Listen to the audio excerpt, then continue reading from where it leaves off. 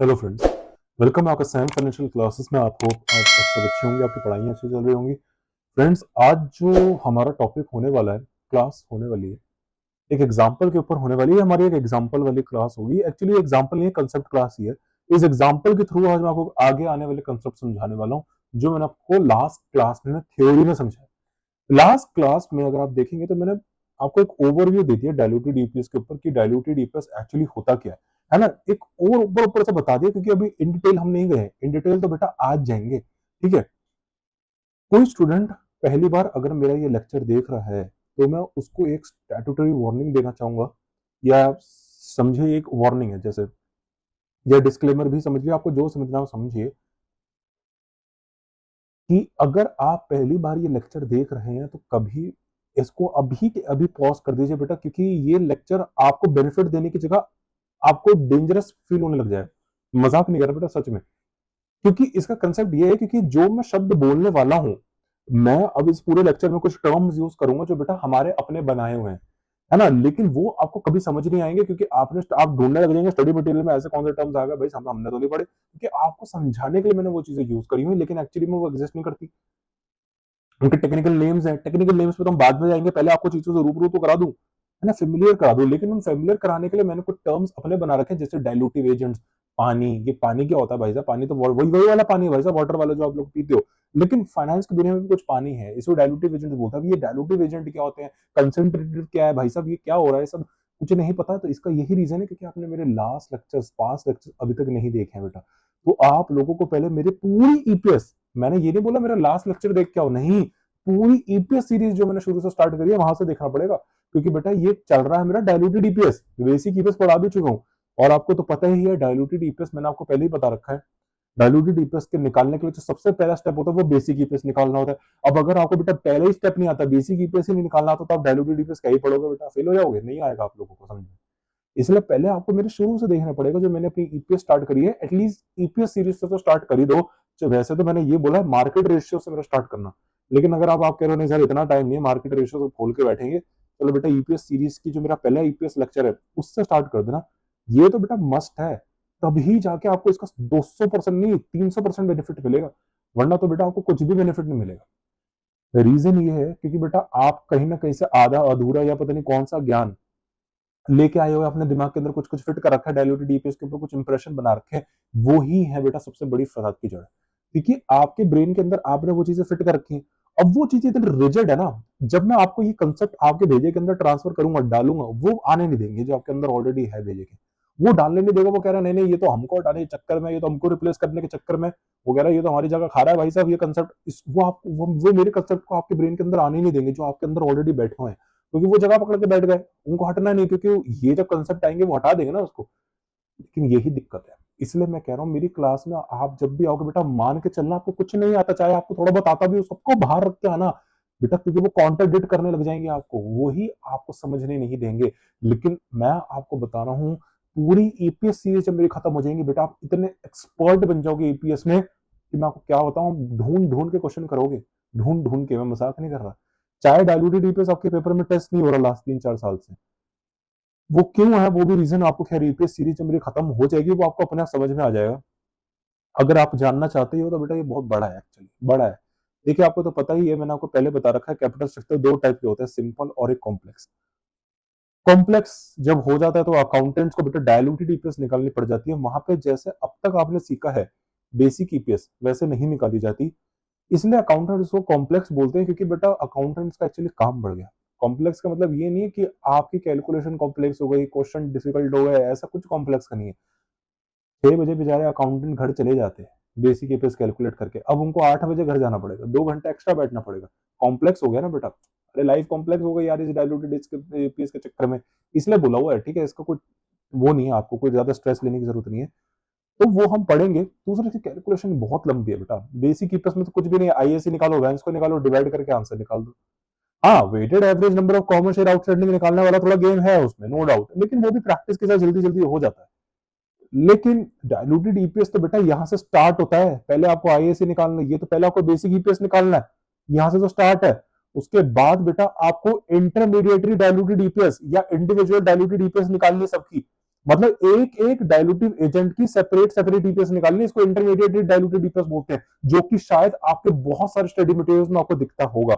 मेरे पास बहुत सारे स्टूडेंट्स आते हैं, मुझसे पूछते हैं सर ये इंटरमीडिएट डाइल्यूटेड ईपीएस और फाइनल डीपीएस में क्या डिफरेंस है। मैंने कहा टेंशन नहीं ले बेटा, इन लेक्चर से सारा क्लियर हो जाएगा। कुछ नहीं बेटा, एक एक चीज क्लियर होगी, स्ट्रेस नहीं लेना। बस अपने आप को अज्यूम करके आना आपको 1% की नॉलेज नहीं है, वरना वो नॉलेज आपको ये नॉलेज लेने नहीं देगी। बेटा ये जो हाई क्वालिटी नॉलेज मैं आपको देने वाला हूँ, एक एक चीज का लॉजिक देने वाला हूँ। आपको शायद कुछ कुछ चीजों का तो लॉजिक भी नहीं पता होगा, जो मैं आज आपको बता दूंगा। फॉर्मूला डिराइव करना बता दूंगा, एक फॉर्मूला नहीं रटेंगे, ठीक है। कुछ नहीं करना बेटा, अब तक मैंने आपको कोई फॉर्मूला नहीं रटवाया, सारे खुद बनाए, क्योंकि मेरा मोटो ये है कि 50 साल बाद जब आप से कोई ये फॉर्मूले वगैरह पूछे, आप किताब तो लेके घूमोगे नहीं बेटा, वहां पे सीएमए यूएसए की किताब ही लेके घूमोगे क्या? नहीं घूमोगे। तो आपके माइंड के अंदर वो लॉजिक होना चाहिए, और उस लॉजिक से खड़े खड़े फॉर्मूला उसको बता दो कि ये है बेटा फॉर्मूला, फिर उससे पूछना, फिर वो आपको मिलेगा नहीं अगले दिन से। ये है बेटा, बात यही है, बात यही है। आइए बेटा, तो फिर बेटा डायल्यूटिव पहला का स्टेप जो है, मैं स्टेप्स आपको बता रहा हूँ, वैसे मुझे आपको बताने नहीं चाहिए क्योंकि आपको भी कुछ पता नहीं है, लेकिन एक चीजों से रूबरू करा रहा हूँ, फेमिलियर करा रहा हूँ, कि आगे जाके जब मैं आपको फाइनल स्टेप्स पढ़ा, जब दिखाऊंगा एक्चुअली में स्टेप्स मैंने लिखे हुए हैं, तो आपको ऐसा नहीं लगे अरे ये हमने सुने नहीं। मैं आपको बता रहा हूँ डायल्यूटिव ईपीएस के स्टेप्स क्या है। पहले आपको बेटा बेसिक ईपीएस निकालनी है। इसका रीजन क्या है, इसका रीजन भी आपको भी पता चलेगा। कुछ स्टूडेंट बेटा रट लेते हैं, उनको ये पता ही नहीं होता बेसिक ईपीएस हम निकालते क्यों है, आज तक नहीं पता उनको। अब मैं आज आपको लॉजिक भी बताऊंगा कि बेसिक ईपीएस क्यों कैलकुलेट करी जाती है। खैर ये टाइम टू टाइम आपको चीजें खुद ही पता चल जाएगी, मैं आपको क्या बताऊंगा खुद पकड़ लोगे। आप इतने स्मार्ट हो गए हो बेटा, अब आप चीजें खुद ही पकड़ लोगे, मैं आपको मुझे शायद बताने की जरूरत नहीं है, लेकिन फिर भी मेरा क्योंकि यह कर्तव्य है तो मैं आप लोगों को बताऊंगा। तो पहला बेसिक ईपीएस निकालना is the first step. Second step is आपको सबकी पहले इंडिविजुअल डाइल्यूटेड ईपीएस निकालनी है, मतलब हर एक डाइल्यूटिव एजेंट की आपको इंडिविजुअल ईपीएस निकालनी है, या आपके स्टडी मटेरियल के लैंग्वेज से बात करूं तो इंटरमीडिएटरी डाइल्यूटेड ईपीएस आईडीईपीएस निकालनी है आपको सबकी, ठीक है। जब आप वो निकाल लोगे तब बेटा उसके बाद आपको छांटना है, मतलब पहले आपने सबकी इंडिविजुअल ईपीएस निकाल ली, इंडिविजुअल डाइल्यूटेड ईपीएस निकाल ली, फिर उनमें से आपको छांटना है कि इनमें से डाइल्यूटिव डाइल्यूटिव कौन है और एंटी डाइल्यूटिव कौन है। सर ये कुछ आपने नया शब्द बोल दिया एंटी डाइल्यूटिव, हम तो डाइल्यूटेड डाइल्यूटिव पढ़ रहे हैं, ये एंटी डाइल्यूटिव क्या हुआ? बेटा नाम से पढ़ो एंटी, मतलब एक ऐसा डाइल्यूटिव एजेंट जिसका काम है ईपीएस को डाइल्यूट करना, लेकिन वो अपने काम से ही दगा कर दिया, अपने काम से ही दगा कर दिया। उसने क्या करा, उसने क्या करा बेटा, अपने काम से ही दगा कर दिया। उसने क्या करा, डाइल्यूट करने की जगह और ज्यादा कंसेंट्रेट कर दिया, और ज्यादा कंसेंट्रेट कर दिया। देखिए मैं मेडिकल साइंस की अगर भाषा में बात करूं, देखिए एक टर्म, देखिए आपको पता होगा इम्यून सिस्टम हमारा, सबको इतना तो पता ही है, इम्यून सिस्टम हमारे एक ह्यूमन बीइंग के अंदर, जानवरों के अंदर भी इम्यून सिस्टम होता है। इम्यून सिस्टम बेटा एक फाइटिंग मैकेनिज्म है। हमारी बॉडी का जो फॉरेन डिसीजेस वगैरह आती है, कोई जर्म्स आती है, तो हमारी बॉडी खुद ही उससे फाइट करने लग जाती है। तो व्हाइट ब्लड सेल्स हैं, अलग अलग टाइप के व्हाइट ब्लड सेल्स होते हैं, हालांकि वो उन पैथोजन या वो जो भी बैक्टीरिया है उससे फाइट करने के लिए एक अपने व्हाइट ब्लड सेल्स बनाते हैं, और वो उससे फाइट करते हैं। हमारा बॉडी खुद ही ये चीज करता है। आप लेकिन अगर बहुत ज्यादा एक्सट्रीम कंडीशन हो जाती है, तब आपको फिर एक एक्सटर्नल मेडिसिन लेनी पड़ती है, जिसको हम एंटीबायोटिक्स की बात करते हैं, है ना। तो जब एंटीबायोटिक्स लेते हैं, वो आर्टिफिशियली फिर वो एंटीबॉडीज वगैरह आपके अंदर बना देता है और उस चीज से जीतता है। ये तब होता है जब बहुत रेयर केस होता है, मतलब जब आपका इम्यून सिस्टम भी इतना स्ट्रांग नहीं है कि वो उस डिसीज से, मतलब एक डिसीज बॉडी के अंदर आ गई, लेकिन आपका इम्यून सिस्टम, अभी कुछ मत लो, अभी कोई मेडिसिन लेने की जरूरत नहीं, आपका इम्यून सिस्टम है, पहले वो देखो। अगर आपका इम्यून सिस्टम उस चीज से लड़ने का तो बेटा, अगर लड़ने लगा तो ठीक है, फिर आपको कुछ लेने की जरूरत नहीं। लेकिन आपको पता है कभी कभी क्या होता है, उल्टा ही हो जाता है, नहीं कर पाता आप, वो और ज्यादा बीमार होने लग जाता है बंदा, क्योंकि इसका मतलब है उस बंदे का इम्यून सिस्टम इतना स्ट्रांग नहीं है। तभी बोला जाता है अपना इम्यून सिस्टम स्ट्रांग रखो, ठीक है। तो बेटा आपने देखा होगा कभी कभी, बताऊं एक, ये तो खैर मैंने आपको ओवरव्यू दिया, कभी कभी कुछ मेडिकल केस में ऐसे हैं, रेयर केसेस है कि इंसान का जो ह्यूमन से कभी कभी क्या होता है, जो इम्यून सिस्टम होता है उसका काम क्या होता है, उसका काम होता है डिसीजेस वगैरह से फाइट करना। फॉर मैं आपको बहुत सिंपल में, क्योंकि हम बेटा हम डॉक्टर थोड़े हैं, मैं तो आपको ओवरव्यू बता रहा हूँ जो बेसिक ज्ञान है।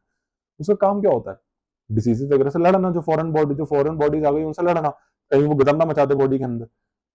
लेकिन कभी कभी क्या होता है बेटा, एंड ये जो हमारा इम्यून सिस्टम, कभी जो इंसान का इम्यून सिस्टम है, वो मेडिकल साइंस कहते हैं कभी कभी वो भी करप्ट हो जाता है, मतलब बचाने की जगह वो खुद ही लड़ने लग जाता है, मतलब वही अपने बॉडी की जो हेल्दी बैक्टीरिया है, हेल्दी चीजें अपने ही सेल्स को खाने लग जाता है। ठीक है, ऐसे कंडीशंस वगैरह है, ठीक है, जैसे बहुत सारे लोगों को ऐसी चीजें हो रखी हैं।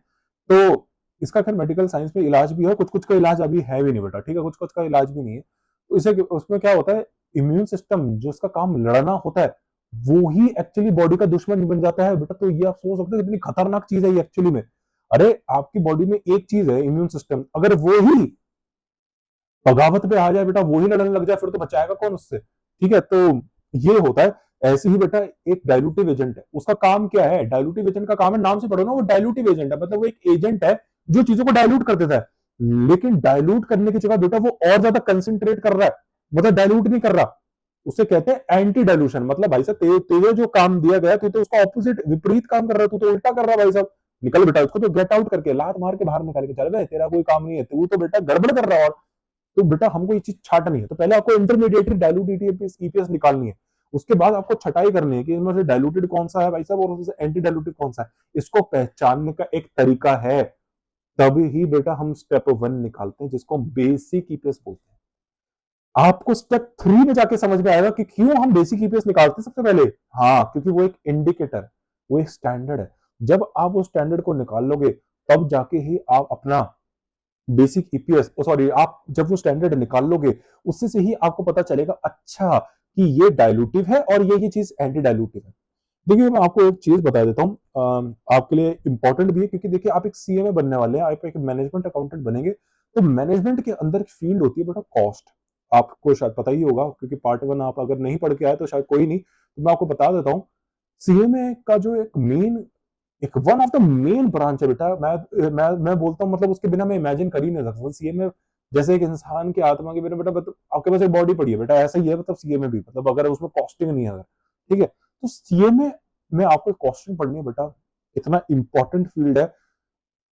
देखिए मैं अपने एक्सपीरियंस से भी कह रहा हूँ, क्योंकि मैंने कुछ मैन्युफैक्चरिंग कंपनीज वगैरह में भी क्योंकि ऑडिट वगैरह कर रखे, इसलिए मैं आपको एक्सपीरियंस से बता रहा हूँ। मैं यूएस की बात करता हूँ, चलो, क्योंकि आप यूएस कंपनीज में भी है ना, यूएस कंपनीज की, क्योंकि हम यूएस कोर्स पढ़ रहे हैं तो मैं यूएस कोर्स का बता देता हूँ। नॉर्थ अमेरिका में भी अप्लाई होता है, पूरा अमेरिका की बात कर रहा हूँ बेटा, ठीक है, नॉर्थ अमेरिका जैसा अपना कनाडा हो गया, वहां की भी बात भी कर लेते हैं। तो वहां पे बताओ एफडीए रूल्स वगैरह लगता है बेटा। तो वहां पे एक डिपार्टमेंट होता है, ज्यादातर फैक्ट्रीज की बात कर रहा हूँ, हर फैक्ट्री के अंदर ही, अपने बेटा सिर्फ बाहर की बात नहीं, इंडिया में भी, आप ऐसा मत बोलना कि सर ये तो आपको बाहर की बात बता, नहीं नहीं बेटा, अपने इंडिया में भी है। हर एक फैक्ट्री के अंदर एक डिपार्टमेंट होता है जिसको हम क्वालिटी कंट्रोल डिपार्टमेंट बोलते हैं, क्यूसी डिपार्टमेंट। बहुत सारे शायद लोगों ने इसके बारे में सुना होगा। इसका काम क्या होता है मैं आपको बात बता देता हूँ। वैसे तो इसका काम बहुत ज्यादा डिटेल में होता है, लेकिन आपको इतनी डिटेल में नहीं जाना, हमारे कोर्स से जो रिलेटेड है वो मैं आप लोगों को बता रहा हूँ। क्वालिटी कंट्रोल डिपार्टमेंट, इसका काम क्या होता है। सोचो बेटा एक फैक्ट्री है, मैं अगर एक नाम ले देता हूँ, एक बॉडी वॉश फैक्ट्री है। चलिए बॉडी वॉश अगर आपको नहीं पता तो मैं बताता था, शैम्पू की फैक्ट्री है। सोचो शैम्पू की फैक्ट्री, वो एक फैक्ट्री है, वो शैम्पूज बनाती है बेटा, ठीक है। अब आपको पता है वो बहुत सारे शैम्पूज तो बना रहे हैं, ठीक है, वो शैम्पूज वगैरह बना रहे हैं, लेकिन जो शैम्पू वो बना रहे हैं, वो जो शैम्पू बेटा बना रहे हैं, उनको कैसे पता वो हाई क्वालिटी शैम्पू है या नहीं। बेटा बनाते बनाते हो सकता है उसमें से कुछ गंदी क्वालिटी की चीज डल गई हो, कुछ मिस्टेक हो गई हो।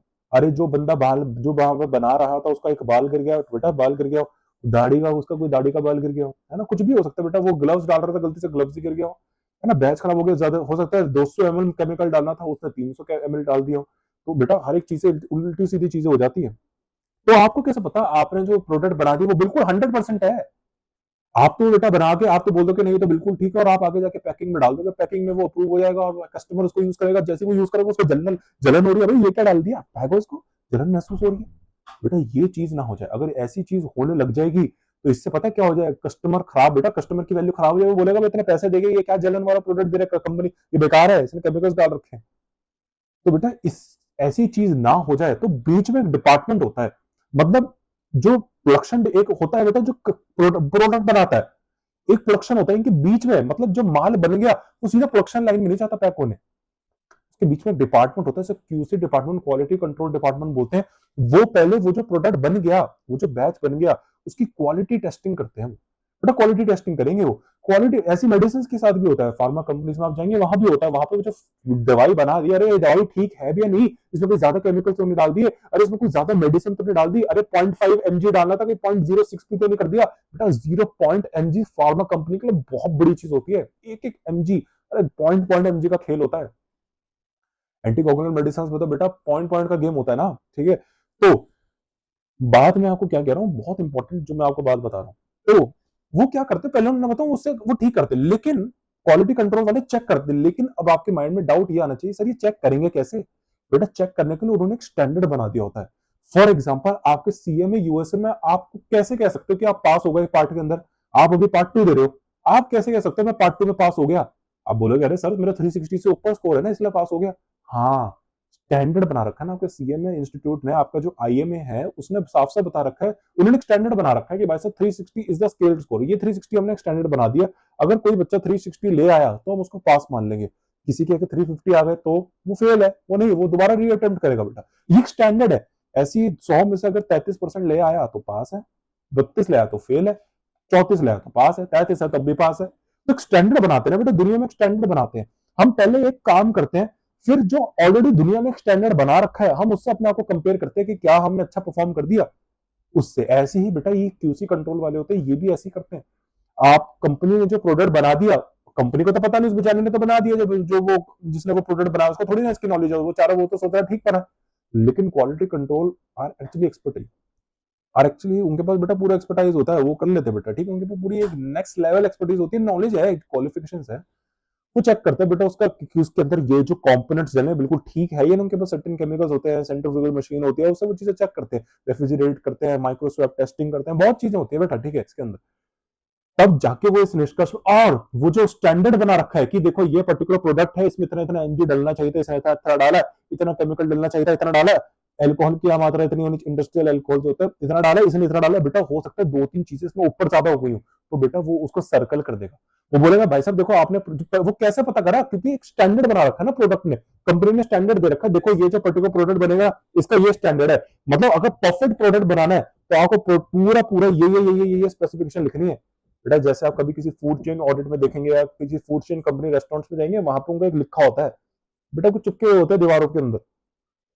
फूड ऑडिट की बात, क्योंकि एक्सपीरियंस से बात कर रहा हूँ बेटा, अगर आप कभी किसी उनके किचन वगैरह में जाएंगे है ना फूड ऑडिट करने, तो वहां पे आप देखेंगे उनके किचन में बेटा कुछ चीजें चिपकी हुई होती हैं, रेसिपीज वगैरह, कि अगर आपको पर्टिकुलर ये प्रोडक्ट बना, आपको ये पर्टिकुलर खाना बनाना है तो आपको अपना दिमाग नहीं लगाना है, उन्होंने चिपका रखा है बेटा ऐसे बनाना है, ये तरीका है, ये ऐसे ऐसे करना है, इतनी देर इसको सोक करके रखना है, इसको इतनी देर पानी में रखना है, इसको इतना ऐसे करना है, वैसे करना है, इतना मसाला लगाना है, कौन कौन सा मसाला लगेगा सब उन्होंने वहां पर डाल रखा है, ठीक है। कुछ कुछ में बेटा वो मसाले बाहर से ही आते हैं पैक होके, आपको बताते नहीं, उनके सीक्रेट इंग्रेडिएंट्स होते हैं, ठीक है। तो ये सब होता है, तो ये स्टैंडर्ड है ना, वो अपनी तरह से नहीं कर रहा, वो स्टैंडर्ड देख देख के कर रहा है, अच्छा अच्छा परफेक्ट रेसिपी अगर बनानी है तुमको वो स्टैंडर्ड मैच करके बनाना है, अच्छा इतना डाल दिया, अच्छा फिर इतना डालना है, अच्छा इतनी देर पानी में रखना, ये स्टैंडर्ड है बेटा। लेकिन अगर प्रोडक्ट गलती से अच्छा नहीं बना तो वो देखते अच्छा क्यों नहीं बना, क्योंकि वो स्टैंडर्ड से मैच नहीं हुआ। अरे उन्होंने बोला था इतना एमएल डालना है पानी, तुमने इतना एमएल पानी नहीं डालना, तुमने बोला था 100 एमएल डालना, तुमने 150 एमएल डाल दिया, 50 एमएल ज्यादा डाल दिया, तो बेटा उससे गड़बड़ हो गई, तो बैच खराब हो गया। तो वो क्या करते हैं उसको सर्कल कर देते हैं, और इसका टर्म होता है आउट ऑफ स्पेसिफिकेशन, उसको वो बोलते हैं कि भाई साहब ये पर्टिकुलर जो प्रोडक्ट है ये आउट ऑफ स्पेसिफिकेशन हो गया, आउट ऑफ स्टैंडर्ड हो गया, मतलब जो पर्टिकुलर स्टैंडर्ड था, असली जो एक्चुअली में प्रोडक्ट होना चाहिए था, परफेक्ट प्रोडक्ट, ये उसका स्टैंडर्ड मैच नहीं कर रहा, गड़बड़ हो गया है। तो वो क्या करेंगे, दोबारा उस बनाने वाले को बोलेंगे अबे भाई तूने बता थोड़ी जल्दबाजी कर दी इस प्रोडक्ट शैम्पू को बनाने के लिए, ये ले इसको ठीक कर, इसमें कुछ मात्रा ठीक नहीं है, वो मात्रा लिख के दे देते, वैसे देखो ये चीज ठीक है आप ठीक कर दो, तो ठीक कर देते बेटा, हो सकता है पीएच लेवल खराब हो गया, ठीक है, तो ठीक वो ठीक कर देगा, फिर दोबारा हो जाएगा, पहले वो जाता है फिर एडजस्टमेंट के लिए, तो फिर एडजस्टमेंट करेंगे उसको ठीक करेंगे, फिर वो दोबारा जाएगा, फिर उसको देखेंगे अगर वो ठीक हो गया तब जाके उसको क्यूसी पास करेगा, तब जाके बेटा वो प्रोडक्शन में पैक होगा। वरना बेटा आप जो शैम्पू लगा रहे हो, साबुन लगा रहे हो, आप लोगों को कुछ महसूस नहीं होता, क्योंकि वो पास होके आया हुआ है, क्वालिटी कंट्रोल से पास हो गया। बेटा अगर वो डायरेक्टली आ जाता है ना, बहुत सारे ऐसे प्रोडक्ट्स होते हैं जो फेल हो जाते हैं, बैच में फेल हो जाते हैं, उनको डिस्कार्ड कर दिया जाता है, क्योंकि वो चीजों को, क्योंकि कुछ हो सकता है एडजस्टमेंट पॉसिबल ही नहीं है बेटा, वो बन गया कुछ नहीं हो सकता, तो बेटा वो डिस्कार्ड होंगे, ठीक है। तो ये होता है, ऐसी यही है बेसिक ईपीएस। देखिए मुझे इतना बड़ा एग्जांपल देना पड़ा इस पर्टिकुलर पॉइंट को समझाने के लिए, जरूरी है बेटा कि ये चीजों को एक एक चीज को बहुत डिटेल में समझाऊंगा, इसलिए बेटा आप बेसिक ईपीएस निकालते हो, बेसिक ईपीएस कुछ नहीं, एक स्टैंडर्ड है, बस एक स्टैंडर्ड है बेटा, आप एक स्टैंडर्ड निकाल के रखते हो, उस स्टैंडर्ड से अब आपने जो इंडिविजुअल ईपीएस अपने निकाल रखे हैं, इंटरमीडिएटरी ईपीएस निकाल रखे हैं, उस स्टैंडर्ड से आप अपने को कंपेयर करोगे, अगर उस स्टैंडर्ड से आपकी इंटरमीडिएटरी ईपीएस कम है तो आप डायलूटेड बोलोगे, अगर आपका वो जो इंटरमीडिएटरी ईपीएस, डायलूटेड ईपीएस उस बेसिक ईपीएस जो कि आपका स्टैंडर्ड है उससे ज्यादा है, वो बेटा वो एंटी डायलूटिव है, क्योंकि आपका वो जो इंटरमीडिएटरी ईपीएस है डायलूटिव ही तो है, वो डायलूटिव एजेंट ही तो है, उसका काम है आपकी बेसिक ईपीएस को कम करना। बेटा आपका बेसिक ईपीएस से कंसंट्रेटिव, पता है ना, वो प्योर चीज है, ये सब मैं आपको ऑलरेडी बता चुका हूं। अगर आपको ये टर्म्स अभी ऊपर से जाना है तो बेटा यहीं पॉज कर देना, बहुत हानिकारक हो जाएगा वरना आपके लिए कंसेप्ट। शुरू से मेरा लेक्चर देखते हो, बिल्कुल क्रिस्टल क्लियर समझ में आएगा जो मैं आपको तक बोल रहा हूँ। आपने जो अपने जो डाइल्यूटिव एजेंट्स हैं उनकी पहले आपको इंडिविजुअल ईपीएस निकालनी, जिसको हम इंटरमीडिएटली डाइल्यूटेड ईपीएस भी बोलते हैं, वो निकाल ली। फिर आपको ये देखना है उनमें से डाइल्यूटिव कौन है, एंटी डाइल्यूटिव क्या है, देखना है कौन है। वो कैसे करें, आपने पहले अपनी बेसिक ईपीएस निकाल ली, बेसिक ईपीएस निकाली, वही आपका स्टैंडर्ड है बेटा, उसको लिख दो ये मेरा स्टैंडर्ड है। अब आपने जो जो चीजें अपनी निकाल ली इंडिविजुअल ईपीएस, ये आपकी डाइल्यूटिव एजेंट की ईपीएस है, आप उनको उससे कंपेयर करोगे। अगर आपका इंडिविजुअल ईपीएस या इंटरमीडिएट डाइल्यूटिव ईपीएस आपकी बेसिक ईपीएस से कम है तो आप बोल दोगे भैया ये डाइल्यूटिव है। लेकिन वही अगर आपकी इंडिविजुअल डाइल्यूटेड ईपीएस या इंटरमीडिएट डाइल्यूटिव ईपीएस आपकी बेसिक ईपीएस से ज्यादा है, अबे बेसिक ईपीएस से ज्यादा है, अबे तेरा काम था, अबे इंटरमीडिएटरी ईपीएस तेरा काम था उस बेसिक ईपीएस को कम करना, लेकिन तू तो उससे भी ज्यादा आ गया, तो बेटा ये तो और बढ़ा देगा ईपीएस, तो बेटा इसको बोलेंगे एंटी डाइल्यूटिव। तेरा जो काम था डाइल्यूशन का उसको तूने नहीं करा, बल्कि तू तो एंटी निकला, तू तो डाइल्यूटिव का ही एंटी निकला। मतलब कॉन्सेंट्रेट को कम करना, कंसेंट्रेट का लेवल कम करना, उसका इफेक्ट कम करना, उसको डाइल्यूट करने की जगह तू तो और ज्यादा कंसेंट्रेट कर रहा है बेटे। निकलो निकलो बेटा निकलो, उसको निकाल देंगे, कैलकुलेशन नहीं लेंगे, इसलिए एंटी डाइल्यूटिव वालों को बाहर निकाल देंगे। डाइल्यूटेड ईपीएस की कैलकुलेशन में उसको यूज नहीं करा जाता। अब बेटा आपने एंटी डाइल्यूटिव को छाड़ दिया, डाइल्यूटिव को छाड़ दिया, अब क्या बचा है, एंटी डाइल्यूटिव को तो बाहर फेंका, अब क्या बचा है, डाइल्यूटिव। अब डाइल्यूटिव ईपीएस में से भी बेटा हम रैंकिंग करेंगे, इनमें से सबसे ज्यादा हाई डाइल्यूटिव कौन है, तो सबसे ज्यादा मोस्ट डाइल्यूटिव है उसको कैलकुलेशन में इंक्लूड करेंगे, लीस्ट डाइल्यूटेड को सबसे लास्ट में रखेंगे। ये था पूरा प्रोसेस डाइल्यूटेड ईपीएस का निकालना। अब शायद आपको इस अब बोलना ही में इतना टाइम लग गया, तो बेटा निकालने में भी अच्छा खासा टाइम लग जाएगा। यही रीजन है ये आपके पेपर में टेस्ट नहीं होता। बेटा एग्जामिनर का एक्चुअली मन बहुत है आपको इसको टेस्ट करने का आपके पेपर में कि ये आ जाए यार, इसको टेस्ट कर लूं, लेकिन बेचारा बेटा कर नहीं पाता क्योंकि time is the constraint. Time is the constraint है बेटा, वो बेचारा कर नहीं पा रहा, उसको कहना यार प्लीज कर लो, मन बहुत है कि आपको टेस्ट करके दिखा दूं, आधे को तो यही लुढ़का दूं, लेकिन नहीं कर सकता। लेकिन बेटा एग्जामिनर है वो, तरीके बहुत है उसके बाद टेस्ट करने के, तो उसको आप हल्के में, मतलब मैंने आपको बोला था इसे कहते हैं pulling strategy, cooling of strategy. 3-4 साल के लिए ठंडा कर देगा, पूछेगा ही नहीं, लोगों को ऐसा लगेगा अरे एग्जाम में पूछ नहीं रहा, लग रहा उसको भी ऐसा लग रहा बहुत लंबा है, पूछेगा नहीं, एकदम से आ जाएगा, एकदम से आ जाएगा अचानक से, और आधे तो वहीं लग जाएंगे, क्यों, क्योंकि पढ़ के नहीं गए। बेटा जो ऐसे स्टूडेंट आप लोगों को बहुत मिलेंगे, मैं आप लोगों को सावधान करना चाहता हूं ऐसे स्टूडेंट से, बेटा वो ही आपके फेल करने के नंबर 1 कारण है। देखिए बेटा फीस कौन दे रहा है, आप या आपके पेरेंट्स दे रहे हैं, वो तो नहीं दे रहे, तो बेटा उनको एक्सपर्ट ओपिनियन लेने का आपको कोई जरूरत नहीं है, कोई जरूरत नहीं है। ठीक है, अगर वो आप बोलोगे नहीं नहीं सर आप गलत कह रहे हो, मैंने ऐसे बहुत देखे जो सेल्फ स्टडी करके सर पास हुए हैं, बेटा मैं उनकी आपको सच्चाई बता देता हूँ, मैंने भी देखे, लेकिन बेटा उनकी सच्चाई बता देता हूँ, वो आपको कभी भी पूरा सच नहीं बताएंगे। उन्होंने ऑलरेडी बेटा कोई ना कोई प्रोफेशनल कोर्स चला रखा होता है, वो या तो बताएंगे नहीं आपको बेटा, वो आपसे छुपाएंगे। ठीक है, या वो कर रहे होते हैं, उनको इसका डर होता है पहले कर लेंगे तब बताएंगे बाई चांस, क्योंकि वो बता देंगे उनको ऐसा लगता है यार फिर हम फेल हो गए, तो ये पूछता रहेगा भाई हाँ हो गया तेरा, अच्छा हाँ हो गया भाई, कौन सा टर्म चल रहा है, वो बताते नहीं, लेकिन वो एक्चुअली में कर रहे होते हैं बेटा। ठीक है, ठीक है, वो ही बेटा सेल्फ स्टडी कर पाते हैं सीए में, यूएसए में, क्योंकि उन्होंने सीए चला रखा होता है, इंडिया का सीए में चला रखा होता है, या बेटा उन्होंने बाहर का कोई सीपीए एसीसी या सीएफए चला रखा होता है, तो उनको ऑलरेडी आधी बहुत नॉलेज होती है बेटा इन चीजों की। ठीक है, या जो ग्रेजुएशन में बहुत ही सीरियसली पढ़ लिया बेटा, वो कुछ हद तक कर लेगा, लेकिन वो भी नहीं। बेटा ऐसे लोगों के चक्करों में आपको नहीं पढ़ना बेटा। ठीक है, आपको ये पूरा कंसेप्ट करके जाना है, क्योंकि देखिए आगे चलो पेपर में नहीं आ रहा, अब मेरा तो टारगेट आपको वैसे भी सीए में यूएसए पेपर कराना नहीं, वो तो आपका टारगेट है, मुझे तो आपको मैनेजमेंट अकाउंटेंट बनाना है, तो इसलिए मैं आपको ये नॉलेज दे रहा हूँ। ठीक है, उसमें आपका पेपर भी क्लियर हो जाएगा। तो आपको लेकर रियल लाइफ में तो बेटा डाइल्यूटेड ईपीएस पढ़ना है ना, ये बात मुझे समझ में नहीं आती, पता नहीं आप क्यों इसको छोड़ के जा रहे हो। इतना इंटरेस्टिंग और इतना इंपॉर्टेंट कंसेप्ट है, हर फाइनेंशियल स्टूडेंट को खैर ये टॉपिक पता होना चाहिए। तो आप लोगों को इन सब चीजों से दूर रहना बेटा, गलती से भी ऐसे वायरस में मत आ जाना जो स्टूडेंट सर्कुलेट कर रहे हैं, उन सब को बेटा सिलेक्टिव स्टडी पॉसिबल है ही नहीं सीएमए को। जैसे केएफसी कोका कोला का ट्रेड सीक्रेट है ना बेटा, ऐसे आईएमए का ये ट्रेड सीक्रेट है, वो बताता नहीं बेटा, अगर ऐसा होता तो वो आपको मार्किंग स्ट्रेटेजी दे देता, अरे उसने वेटेज तो बता दी कि पर्टिकुलर टॉपिक कितने परसेंट वेटेज का है, लेकिन उसका क्या करूं मैं, अरे आपको एमसीक्यूज की वेटेज पता है कि एमसीक्यू में पर्टिकुलर कितना वेटेज है, नहीं निकाल पाओगे बेटा, गैस ही करते रह जाओगे, कभी कर नहीं पाओगे। अरे 360 भी आपको ये नहीं पता वो स्कोर क्या है, वो स्केल स्कोर है, आपको क्या लग रहा है एक्चुअली में आपके 360 आया बेटा, एक्चुअली में पता नहीं कितने नंबर आए होंगे, वो तो स्केल स्कोर है, इतने से इतना होगा तो हम मान के चलेंगे 360 आया, तब जाके 360, ऐसे थोड़ी ना सारे स्टूडेंट 360 ला रहे हैं, अरे 355 भी तो लाया होगा किसी ने, लेकिन वो नहीं होता है ना। वो ऐसे मान के चलते हैं कि भाई साहब देखो अगर इसके देखो 238 आ गए तो हम मान के चलेंगे कि वो 360 के रेंज के अंदर है। ऐसे उसने रेंज दे रखे हैं बेटा, आप ऐसे, वो उसका ट्रेड सीक्रेट है, वो बताता नहीं, लेकिन आप कितना भी कैलकुलेट कर लो आप नहीं कर पाओगे। ये आईएमए का तरीका है। और सिलेक्टिव वो बोलते हैं 50% से ऊपर किस तरह हमको लाना है एमसीक्यूज में, तो दो दो सेक्शन छोड़ के चले जाएंगे, बाकी सेक्शन को अच्छा छह, बाकी 4 सेक्शन को इतना अच्छा कर लेंगे कि 50% से ज्यादा मार्क्स ले आएंगे। अरे वो ये सोचता है बेटे सारे सेक्शन, 2 सेक्शन, सारे क्वेश्चन थोड़ी ना 2 सेक्शन से आएंगे, तो बाकी 4 को अच्छी तरह कर ले रहे हैं, एटलीस्ट 60 50 60 70 क्वेश्चन तो अच्छी तरह कर ही लेंगे, तो 50% ज्यादा आ गए बेटा। लेकिन ऐसा नहीं है ना, फिल कर देंगे वो आपको। जब प्रो मैट्रिक्स की रिपोर्ट आएगी ना, तब आपको वहां पे जब अपना क्या कहते हैं उसको, बेकार वाला दिमाग मिलेगा कि देखो आपको वो पूरा वो आईएमए का बेटा वो चाहता है कि आप एक एक सेक्शन में अच्छे मार्क्स लाओ, एक एक सेक्शन को अच्छी तरह करो। अगर आप किसी भी एक सेक्शन में बेकार हो तो आपको पास नहीं करेगा, आपको उसको पूरा अच्छी तरह लाना चाहिए। हालांकि ये बात भी उसने वेरीफाई नहीं करी है, ये ऐसे एक्सपर्ट्स बोलते हैं बेटा, ठीक है। तो आपको बेटा इन सब फसाद में बेटा पढ़ने के चक्कर में पढ़ना ही नहीं है, आप एक एक चीज को अच्छी तरह करके चले जाओ, बेस्ट यही है। एक चीज को अच्छी तरह कर लो, आपको अच्छी तरह हो जाएगा। अब इस क्वेश्चन में बेटा जैसे मैंने आप लोगों को पूरा पढ़ा दिया है, ठीक है।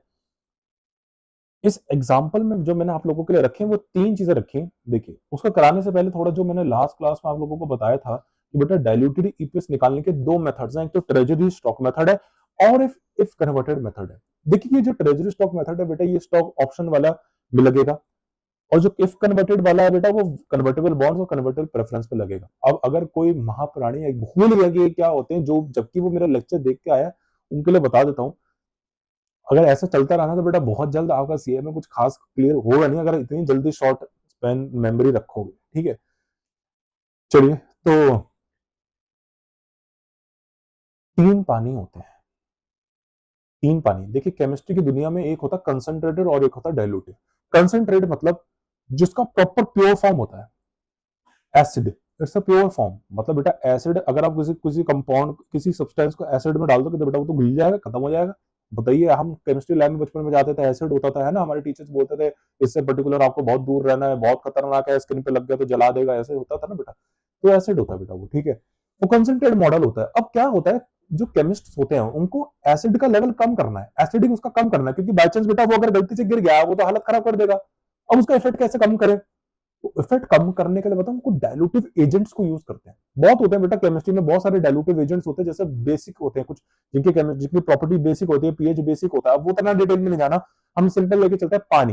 वो कहते हैं बेटा, केमिस्ट भी कहते हैं पानी is the best dilutive agent. बहुत बढ़िया एजेंट है बेटा, क्योंकि उसका पीएच 7 है ना एसिडिक है ना बेसिक है। आपने देखा होगा जब भी आप पानी को डालते हो बेटा, वो हर चीज का इफेक्ट कम करते रह देता है। देख लेना, मैंने आपको एक रूह अफ़ज़ा का एग्जांपल दिया था। अगर आप प्रॉपर एक रूह अफ़ज़ा देखेंगे तो बेटा वो तो प्योर रेड होता है, उसका प्योर कंसंट्रेटेड फॉर्म है ना। लेकिन अगर आप उस रूह अफ़ज़ा में पानी डालते रहेंगे डालते रहेंगे डालते रहेंगे डालते रहेंगे तो बेटा उसका कलर कम होता रहेगा बेटा, रेडनेस वो अपनी लूज करता रहेगा, वो थोड़ा थोड़ा पिंक होना लग जाएगा, और ज्यादा डाइल्यूट होगा बेटा। अगर आप पूरा स्विमिंग पूल भरकर डाल देंगे फिर तो गायब ही हो जाएगा इफेक्ट उसका बिल्कुल। एक बोतल रूह अफ़ज़ा की बेटा अगर आप स्विमिंग पूल में डाल दोगे उसका तो कोई जीरो इफेक्ट आएगा बिल्कुल। आपको क्या लगता है वो स्विमिंग पूल रेड हो जाएगा बेटा एक बोतल से? नहीं होगा, सारा गायब हो जाएगा बेटा, 1% का भी इफेक्ट आपको नहीं दिखेगा। क्यों? क्योंकि आपने इतना नेक्स्ट लेवल डाइल्यूशन कर दिया। यहाँ पे डाइल्यूटिव एजेंट है कौन? पानी। इसलिए मैंने आपको बोला था यहाँ पे पानी, फाइनेंस की दुनिया में भी कुछ पानी होते हैं, डाइल्यूटिव एजेंट्स होते हैं, वो ये 3 है बेटा, stock option warrant, convertible bonds, convertible preference. अगर इन 3 पानी को बेटा आप अपने बेसिक ईपीएस, हमारे यहाँ पे फाइनेंस की दुनिया में एसिड मतलब रूह अफ़ज़ा कौन है, जो मतलब प्योर कंसंट्रेटेड, वो बेसिक ईपीएस है। अगर इस बेसिक ईपीएस के ऊपर डाल दोगे तो आपका बेसिक ईपीएस धीरे धीरे धीरे धीरे धीरे डाइल्यूट होना स्टार्ट कर देगा, और हो सकता है जीरो भी हो जाए। ये डिपेंड करता है, ये डाइल्यूटिव एजेंट आप कितना ज्यादा डाल रहे हैं, ये डिपेंड करता है इस पे कि कितना ज्यादा आप डाइल्यूटिव एजेंट डालोगे। जितना ज्यादा डालोगे उतना इफेक्ट लूज हो जाएगा। आपको पता है, जैसे स्विमिंग पूल भर के अगर आप डाल दोगे तो बेटा इफेक्ट जीरो हो जाएगा ना, कंसेंट्रेशन लेवल उसका जीरो हो जाएगा भाई साहब, सीधी बात है। तो ये मुझे आप लोगों को बेटा समझाना था। इसके ऊपर मैं डिटेल चर्चा ऑलरेडी अपनी लास्ट क्लास में कर चुका हूं, ये तो बस मैं आपको ओवरव्यू बता रहा हूं कि ये मेथड्स हैं डाइल्यूटेड ईपीएस निकालने के। एक है ट्रेजरी स्टॉक मेथड, बेटा ये मेथड तब ही लगेगा और सिर्फ तब लगेगा जब आपके कैपिटल स्ट्रक्चर के अंदर स्टॉक ऑप्शन वारंट दे रखा होगा। आपने अपना कैपिटल स्ट्रक्चर ओपन करके देखा, वहां पे स्टॉक ऑप्शन वारंट दे रखा है, तब ही लगेगा। अबे तभी लगाना। अगर कन्वर्टेबल बॉन्ड्स और कन्वर्टेबल प्रेफरेंस शेयर दे रखा है तब मत लगाना मेरे भाई साहब, मत लगाना। और सर अगर तीनों दे रखा है तो बेटा जहां जहां कन्वर्टेबल वाला है वहां पे इफ कन्वर्टेड लगाना, और जहां पे स्टॉक ऑप्शन दे रखा है वहां पे ट्रेजरी स्टॉक मेथड दिखाना। जो मैं आपको सबसे पहले पढ़ा रहा हूं बेटा वो आज इफ कन्वर्टेड मेथड दिखा रहा हूं, और ये जो एग्जांपल है ये इफ कन्वर्टेड मेथड का ही है। आइए बेटा इफ कन्वर्टेड मेथड देखिए, नाम से ही समझिए बेटा, जब कन्वर्टेबल कन्वर्टेबल होगा तभी तो कन्वर्टेड वाला लगेगा, इसमें कुछ रटने की जरूरत नहीं बेटा। एक्चुअली इसका जो पूरा नाम है वो व्हाट इफ कन्वर्टेड है, मतलब व्हाट इफ ये कन्वर्ट हो गए तो। देखो आपके कैपिटल स्ट्रक्चर के अंदर कन्वर्टेबल बॉन्ड्स, कन्वर्टेबल प्रेफरेंस दे रखे हैं बेटा, इसका मतलब ये नहीं है कि वो कन्वर्टेबल क्या होते हैं सब पता है ना, मतलब ये सब इनके पास राइट है, convertible bonds, convertible preference share के पास राइट है कि ये कॉमन स्टॉक में कन्वर्ट हो जाएंगे कभी भी जब इनको राइट है, इनके पास राइट है बेटा, लिखा हुआ है इनके पास। लेकिन अभी होए क्या नहीं, अभी होए क्या कॉमन स्टॉक में, क्या कन्वर्टेबल बॉन्ड्स जो आपको दिख रहे हैं वो हो गए कॉमन स्टॉक में नहीं। अरे क्या जो कन्वर्टेबल प्रेफरेंस शेयर दे रखे हैं क्या वो होगा इक्विटी पे नहीं, अरे ये तो दे रखा है इनके पास राइट है लेकिन हो थोड़ी ना है। लेकिन बेटा अकाउंटेंट्स मान लेंगे व्हाट इफ कि अभी के अभी कन्वर्ट हो जाए, हम मान लेंगे बेटा कन्वर्ट हो जाए। सर ऐसा क्यों, ताकि यूजर ऑफ फाइनेंशियल स्टेटमेंट को बता दे कि देखो सर अभी तो जो हमारी ओरिजिनल ईपीएस है वो ये बेसिक ईपीएस है, लेकिन अगर ये तीनों के तीनों गलती से कन्वर्ट हो गए तो हमारी ये ईपीएस नहीं होगी बेटा, फिर ईपीएस हमारी ये हो जाएगी, इतनी नीचे आ जाएगी। अब जब इतनी नीचे आ जाएगी तो आप अपने हिसाब से देख लेना खर्चा पानी की कैसे करना है आप लोगों को। अरे आप अभी तो हमारी बेसिक ईपीएस है, अरे जो ओरिजिनल ईपीएस है बेटा वो तो बेसिक ईपीएस है, ये जो डायल्यूटेड ईपीएस निकाल रहे हैं बेटा ये ओरिजिनल ईपीएस नहीं होती कंपनी की, करंट ईपीएस नहीं है, ये तो आगे ऐसी हो जाएगी वो वाली ईपीएस है। एक्चुअली में जो कंपनी की ओरिजिनल ईपीएस है बेटा वो बेसिक ईपीएस होती है, बेसिक ईपीएस। लेकिन अगर ये कन्वर्टेबल डिबेंचर, कन्वर्टेबल प्रेफरेंस आगे जाके कन्वर्ट हो गए, मतलब इन्होंने अपना राइट एक्सरसाइज कर लिया, व्हाट इफ कि अभी के अभी कन्वर्ट हो गए, तो अकाउंटेंट्स मान लेते कि सर ये अभी के अभी कन्वर्ट हो गए, तो वर्स्ट केस सिनेरियो ले रहे हैं कि हमारी वर्स्ट केस सिनेरियो में बेसिक ईपीएस कितनी कितनी हो जाएगी। मतलब वर्स्ट केस सिनेरियो में, वर्स्ट केस सिनेरियो क्या होगा बेटा, वर्स्ट केस सिनेरियो तभी होगा जब आपके convertible debenture, convertible preference, stock option वाले ये सारे के सारे कॉमन स्टॉक में कन्वर्ट हो जाएंगे बेटा। अब जब ये कन्वर्ट हो गए तो बेटा वर्स्ट केस में फिर आपकी बेसिक ईपीएस को नीचे लेके चले जाएंगे, क्योंकि तीनों डायल्यूटिव एजेंट है ना, नेक्स्ट लेवल ईपीएस को नीचे लेके चले जाएंगे। तो वर्स्ट केस में हमारी ईपीएस कितनी नीचे चली जाएगी वो एक्चुअली में प्राइमरी पर्पस है अकाउंटेंट्स का बताना, वो ये बताते हैं यूजर को एक्चुअली में गई नहीं है हमारी ईपीएस, हमारी ईपीएस तो बेसिक ईपीएस ही है। व्हाट इफ ये तीनों के तीनों अभी हो गए, तो इसलिए बोला जाता है कॉम्प्लेक्स कैपिटल स्ट्रक्चर, क्योंकि ये अगर तीन में से कोई तीन, बेटा अब आपके माइंड में ये डाउट आ रहा है कि सर क्या तीनों दिखना जरूरी है, मतलब डायल्यूटेड ईपीएस कंसेप्ट लगाने के लिए क्या sir convertible preference, convertible debenture या बॉन्ड्स या स्टॉक ऑप्शन वर्ड तीनों होने चाहिए एक साथ, नहीं। इन तीनों में से एक भी पानी हुआ, ये तीनों पानी है, मतलब इन तीनों में से एक भी डायल्यूटिव एजेंट हुआ, डायल्यूटेड ईपीएस आपको लगाना पड़ेगा। मतलब सोचो कन्वर्टेबल डिबेंचर, कन्वर्टेबल प्रेफरेंस नहीं है, सिर्फ कैपिटल स्ट्रक्चर में स्टॉक ऑप्शन वारंट दे रखे हैं बेटा, तब भी डायल्यूटेड ईपीएस निकालनी पड़ेगी आपको। स्टॉक ऑप्शन वारंट नहीं, सिर्फ कन्वर्टेबल बॉन्ड दे रखे हैं तब भी निकालनी पड़ेगी। सर कन्वर्टेबल प्रेफरेंस दे रखे हैं सिर्फ और कुछ नहीं दे रखा तब भी निकालनी पड़ेगी। इन तीनों में से एक भी आ गया, कॉम्प्लेक्स कैपिटल स्ट्रक्चर आ गया, और जब कॉम्प्लेक्स कैपिटल स्ट्रक्चर आ गया तो बेटा डायल्यूटेड ईपीएस निकालनी पड़ेगी, क्योंकि तीनों ही एजेंट है ईपीएस को नीचे लाने के लिए। तो मैं जो आज मेथड लेके चल रहा हूँ वो इफ कन्वर्टेड वाला मेथड लेके चल रहा हूँ, पूरा इफ कन्वर्टेड मेथड हम खत्म कर देंगे। तो उस इफ कन्वर्टेड वाले मेथड को समझाने के लिए एक एग्जांपल मैंने आप लोगों के लिए रखा है, ये एग्जांपल, इस एग्जांपल करने के बाद बेटा डायल्यूटेड ईपीएस 90% खत्म हो गया, बस 10% रहता है, बस 10%, और वो 10% है ट्रेजरी स्टॉक मेथड जो कि है स्टॉक ऑप्शन वारंट, ठीक है। अभी स्टॉक ऑप्शन वारंट्स हमारे पास नहीं दे रखे। अगर आपकी बैलेंस शीट के अंदर, मतलब आपके पास एक बैलेंस शीट है, कॉम्प्लेक्स कैपिटल स्ट्रक्चर है, कॉम्प्लेक्स कैपिटल स्ट्रक्चर कब होता है, जब स्टॉक ऑप्शन वारंट्स होते हैं, कन्वर्टेबल बॉन्ड्स होते हैं, या कन्वर्टेबल प्रेफरेंस शेयर में से तीनों में से कोई भी हो या तीनों एक साथ हो, ठीक है, तब कॉम्प्लेक्स कैपिटल स्ट्रक्चर हो जाता है, ठीक है। अब जब कॉम्प्लेक्स कैपिटल स्ट्रक्चर है तो डायल्यूटेड ईपीएस है, ठीक है। अब डायल्यूटेड ईपीएस निकालने के दो तरीके हैं, ट्रेजरी स्टॉक मेथड और इफ कन्वर्टेड मेथड। अब इफ कन्वर्टेड मेथड बेटा तब और सिर्फ तब ही लगेगा जब कन्वर्टेबल वाला गेम होगा। नाम क्या है, इफ कन्वर्टेड, मतलब कन्वर्टेड, मतलब जब कन्वर्ट वाला गेम होगा, मतलब आपकी बैलेंस शीट के अंदर जब आपको बेटा कन्वर्टेबल बॉन्ड्स या कन्वर्टेबल प्रेफरेंस शेयर या दोनों ही दिख जाए, तो बेटा आपको यहाँ पे आंख बंद करके इफ कन्वर्टेड मेथड लगाना है, और जब लगाना है तो सीखना पड़ेगा। तो इस एग्जांपल से आज आप एक्सपर्ट बन जाएंगे इफ कन्वर्टेड मेथड पे, ठीक है। चलिए, Oxdeal company has the following convertible debt and equity security, है ना, convertible debt and equity security, यहाँ पे कन्वर्टेबल इक्विटी भी है, ठीक है, एक साथ है, कंजक्शन एंड की यहाँ पे यूज करा गया, तो यहाँ पे एक साथ कन्वर्टेबल मतलब दोनों ही कन्वर्टेबल है, ओके। पहला मैंने यहाँ पे बेटा ये तीन सिक्योरिटीज दे रखी है, ये देखिए पहला, दूसरा और तीसरा, ये बेटा तीनों अलग अलग है, ये तीनों सेम सेम नहीं है। जैसे चलो लास्ट वाली तो बिल्कुल ही अलग है, वो प्रेफरेंस वाली है। अब पहली दो अगर आप देख पा रहे होंगे जैसे स्क्रीन पे, तो पहली भी बॉन्ड्स पेबल है, दूसरी भी बॉन्ड्स पेबल है, तो आप बोलोगे सर ये तो दो दो सेम ही है, दोनों सेम है। बेटा ये दोनों सेम नहीं है, हालांकि दोनों बॉन्ड्स है, ये बात सही है। हाँ दोनों बॉन्ड्स है, ये बिल्कुल बात सही है, बिल्कुल सत्य है, ये बात बिल्कुल सत्य है।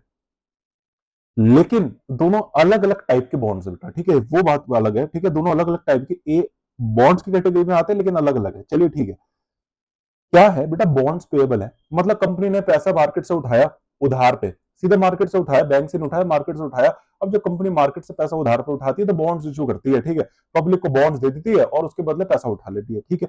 कितने कितने 3.2% एनुअली। बेटा ये जब भी परसेंटेज लिखा होता है ना, ये रेट ऑफ इंटरेस्ट होता है, रेट ऑफ इंटरेस्ट। देखिए जब भी आप बॉन्ड्स देखेंगे ना, वहां पे उसका परसेंटेज या तो पहले या आगे लिखा होता है, ठीक है, वो उसका रेट ऑफ इंटरेस्ट होता है। मतलब अगर कंपनी मार्केट से पैसा उठा रही है उधार पे, तो बेटा 3.2% ब्याज पे उठा रही है, मतलब 3.2% एनुअली। अच्छा इंटरेस्ट तो है 3.2%, मतलब कंपनी ने पैसा उठा लिया ब्याज पे, कंपनी ने मार्केट से पैसा उठाया तो उसको ब्याज तो देना पड़ेगा ना बेटा, आपको पता है ये उधार ब्याज के साथ गिफ्ट में आता है, तो उसको ब्याज देना पड़ जाएगा। लेकिन कितना, 3.2%। लेकिन कैसे पेबल है, मतलब ये ब्याज का कितना साल का, मतलब ब्याज कैसा है, मतलब इस सालाना है, आधे साल का है, वीकली है, बाई वीकली है, कैसा सिस्टम है बेटा, ये 3.2% एनुअली लिखा है यहाँ पे, बार बार वो अब आपको साफ साफ कह रहा है ये एनुअली है, मतलब एनुअली है। और अगर सर कुछ ना बोले तो बेटा एनुअली ही अज्यूम करना आपको, अगर कुछ ना बोले तो एनुअली अज्यूम करेंगे हम तो, ठीक है, ऐसा थोड़ी ना होता, ठीक है। अच्छा वैसे बेटा पर एनम एनुअल का एक गेम है, मतलब अगर आपको कुछ नहीं बोलेगा तो बेटा आप सिर्फ rate of interest he assume करोगे। यहाँ पे मैं कहना क्या चाहता हूँ ये मैं आपको थोड़ी देर बाद बताऊंगा, वैसे ये नॉलेज क्लास 12 से आपको दे दी जाती है कि रेट ऑफ इंटरेस्ट, मतलब मैं अगर आपको बोलूं, देखिए बहुत इंपॉर्टेंट है ये पॉइंट, वैसे 3.2% और 3.2% पर एनम में बेटा जमीन आसमान का फर्क है। अगर आप लोगों को शायद ये पता है या नहीं, और सीएमए यूएसए में इसका बहुत ज्यादा रेलेवेंस है, आपको +2 वालों को भी इसकी नॉलेज है बेटा, है ना, पार्टनरशिप अकाउंट्स पढ़ के आओगे वहां पे आपने कुछ कुछ पढ़ा होगा इसके बारे में।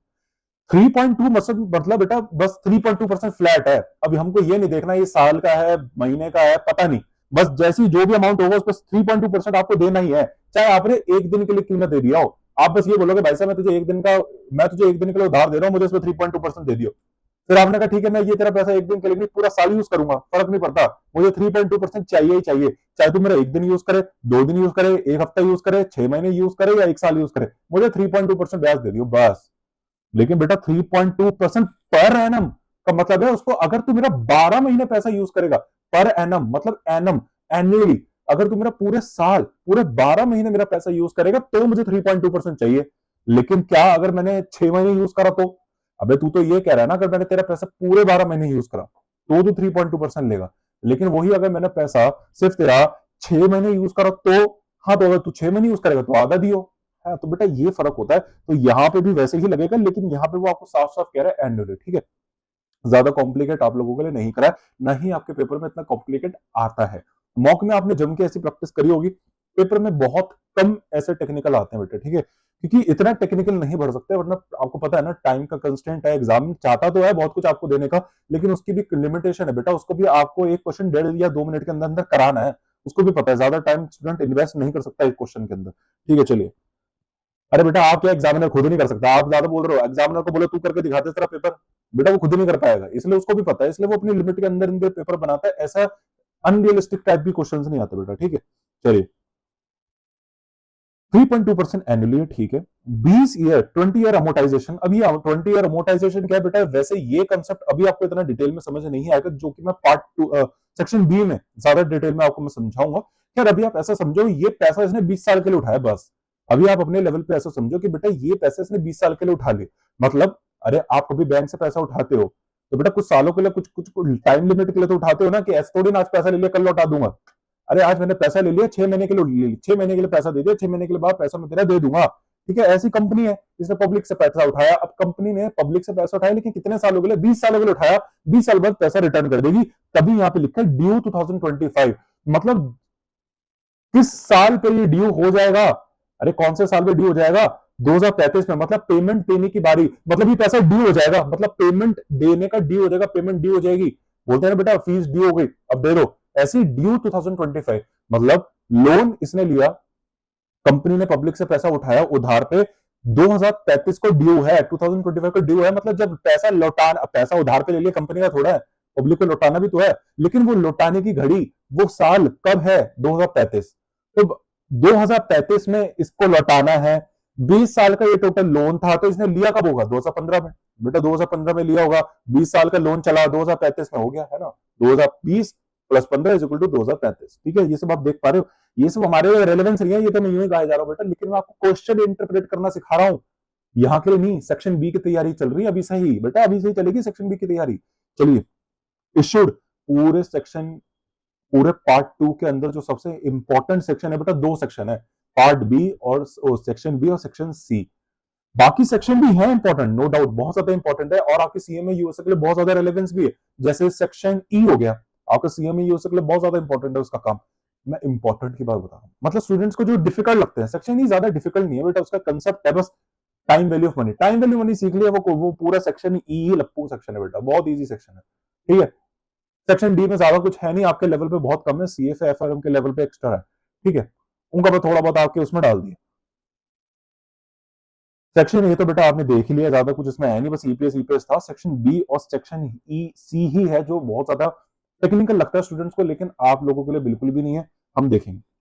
आइए बेटा, इशूड एट पार, मतलब ये बॉन्ड जब कंपनी ने पैसा पब्लिक से लिया होगा, आपको पता है जब कंपनी पब्लिक से पैसा उठाती है तो बॉन्ड देती है, मतलब वो एक वो मैंने आपको बताया था ना, वो एक एग्रीमेंट होता है, मतलब वो होती है, क्या कहते हैं, कंफर्मेशन होती है कि हाँ हमने इस पर्टिकुलर बंदे से उधार पर पैसा उठाया, क्योंकि ताकि ऐसा ना हो कि कोई भी चलता फिरता आदमी कंपनी को ये बोला, देखो मैंने आपको पैसा उधार पे दिया था, लाओ मेरा पैसा लौटाओ, मुझे उस पर ब्याज भी लो, मैं कौन है तू, तुझे तो जानता भी नहीं।